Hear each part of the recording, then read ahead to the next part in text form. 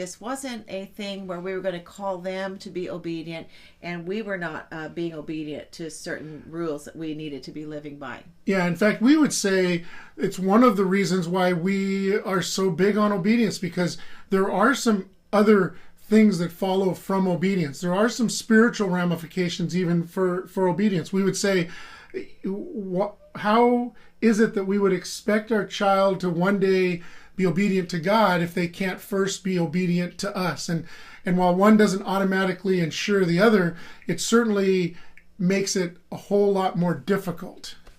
Yes, and while you all might not end up with 11 children, I figured out pretty early that I didn't want to be screaming and counting and threatening and trying to reward and trying to count to get my children to do what I wanted them to do. I wanted them trained to a calm, gentle voice. And hear me, it did not start out like that, but I knew that I wanted to be with my kids, that I wanted to take them places and do fun things. And I just knew that we had to have a team of people that could work together and obey if we were going to do that. Another thing that we would say is important when it comes to training obedience is that the worst time we found to train was in the middle of whatever it is we were dealing with.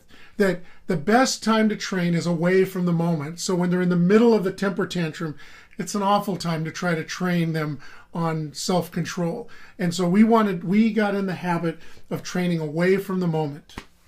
And I hear moms say all the time, I just said that yesterday.